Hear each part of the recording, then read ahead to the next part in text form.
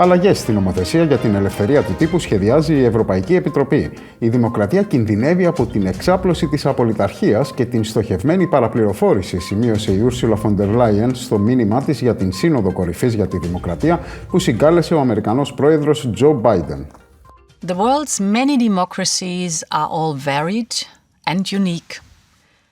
They have their own story to tell, their own imperfections to work on, and their own meaning to their people. But they also have many things in common, such as the freedom they give people to say, to do, and to choose. And our history here in Europe, like in so many other places, also shows us that democracies are closely linked to each other. Democratic progress in one country so often spreads fast through a whole region, as it did in so many parts of Europe in the last 50 years. In that time, we have seen the power democracy has to create momentum and a belief that positive change is possible. But we have also learned that the erosion of democracy and the silent rise of autocracy can spread just as fast.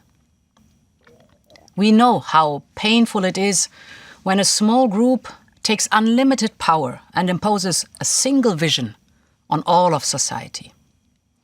We saw it after the Second World War, and we know it can happen again.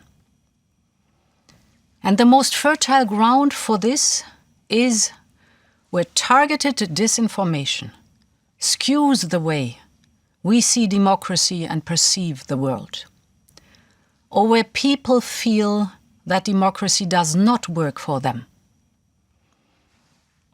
So together, the world's democracies, with all our flaws and challenges, must show that democracy can deliver to improve people's lives and to tackle the biggest global challenges we face.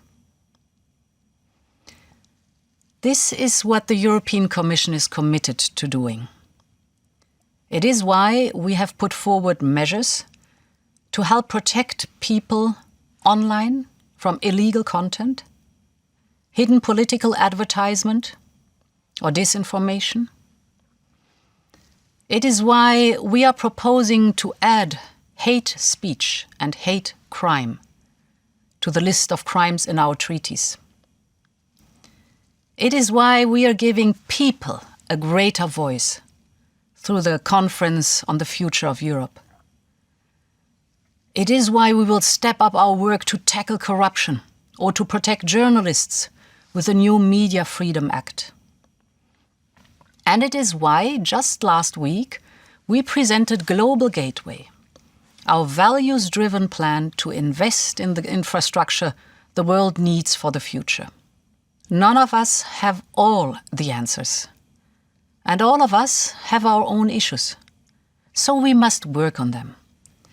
Because while democracy is not perfect, it is perfectible. And that is the difference between democracy and autocracy.